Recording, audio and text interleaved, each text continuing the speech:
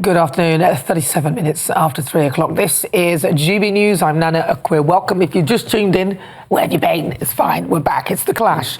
Now, Keir Starmer says that Rishi Sunak plans to send migrants to Rwanda. The plan is now dead and buried, according to Keir Starmer. Labour are scrapping the policy completely. But is that the right call? Well, joining me now to discuss, Norman Baker and also Charlotte Griffiths. Charlotte Griffiths, is he right to scrap Rwanda?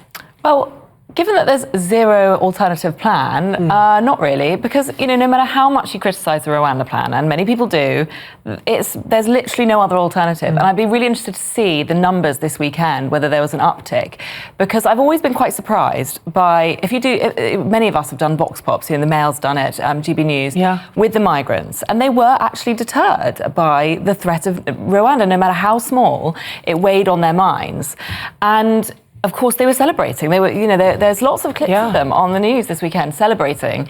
So the fact that there's just literally no alternative, you know, maybe they'll make an announcement on Monday. Well, that's already been 3 days of not curbing the boats in any way whatsoever. So I'd like to see the numbers. Because even if it's the smallest of deterrents, and we proved it through Vox Pops, surely if it works in a way, it should be kept. What do you think? Well, I mean, first of all, they pledged to abandon it in a manifesto. So in a sense, he's doing what he promised to do, and he was voted in. So he said he'd a mandate for that particular policy.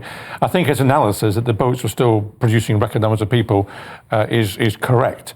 And it's also the fact that no one has been sent to Rwanda, and the cost of sending them there is going to be equivalent to putting them up in the Ritz. So there's a whole thing. Well, not lot really. Of things. No, hold on, because it's about 8 million a day. It doesn't take many days for it to notch up to well over $500 million, which is what they've sent to Rwanda, and that is a rolling, continuing cost as well. Rwanda was going to take, I think, just hundreds, and there are thousands coming in. It wasn't going to work. Well, as a deterrent, if you know, usually with the deterrent, so for example, things like the death penalty and stuff like that, it does actually work, even though people say it doesn't. I mean, if you take somewhere like Qatar, where it's there, some of them have very few low-level murders and things like that because they know they could be killed if they do. Well, we come on to the death penalty if you like, but I mean. But I'm just saying that as a deterrent, deterrents do tend to work. It doesn't have to be hundreds of people that are going to be affected by it. I'm not sure it was a deterrent, but anyway, the point is that it's gone, and what's missing so far from the government, the new government, is the alternative, and I think this is the issue. Rather than Rwanda, which is now history in a way, you said it's history, it's what you're going to do instead, and that's where the focus should be. And it's got to be partly on reforming what the Home Office does. The Home Office has been useless at processing people. People who are processed should either be incorporated to the country if they are deemed to be genuine asylum seekers, or they should be sent somewhere else and got out of the country. Well, where else would they go? Well, back to that's where they came from. Well, yeah, but some people can't be sent back. So, for example, somebody from, I don't know, Iran or somewhere like that, and they fail asylum. They're the genuine ones. No, they may not be the genuine ones, but they've come illegally and they've behaved in a manner which we know that therefore they do not qualify. Then where do they go if they've got rid of Rwanda? Right. I think that's the problem we have. We have to separate out the economic migrants from those who are fleeing for their lives. Well, okay, and that will happen, yes. And then the ones who aren't, we've done that. Now the ones who aren't fleeing for their lives, then they need to be assessed and processed quickly by the Home Office, which the Home Office doesn't do, and need to be removed if they're deemed to be not meeting the criteria for coming into the country. Yep. That's one strand. But if they don't meet the requirements, then where do they go if they can't be sent back to their own country? Why can't they be sent that doesn't back? Automatically mean they qualify just because they can't be sent back to their own country. Can't be sent back? Why can't they be sent back? Well, maybe they can't. Maybe we don't have a returns agreement. I don't know. But there are migrants who can't go back who do not qualify. Well, the one thing the last government did do correctly, in my view, on this issue, was to reach a bilateral agreement with Albania. And the result of that was a whole lot of Albanians were sent back, and the numbers coming from Albania reduced dramatically.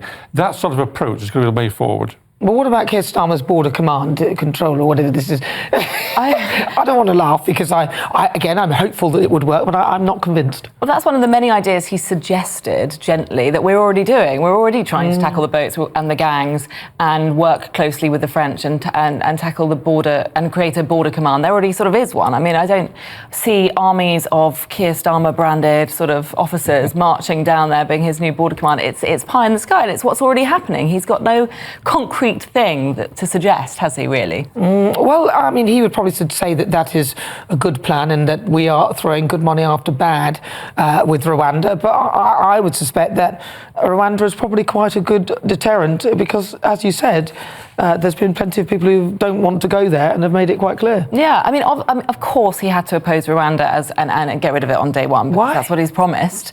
But he shouldn't have made that promise in the first place without having an alternative, a proper, credible, tough alternative, because so many people didn't vote for him, who obviously are very, very concerned about illegal migration and want to hear something from him. So, you know, he shouldn't have got rid of it. Well, I think Rwanda was a gimmick, to be honest with you, but he needs to have a concrete plan. He hasn't got one, as far as I can tell.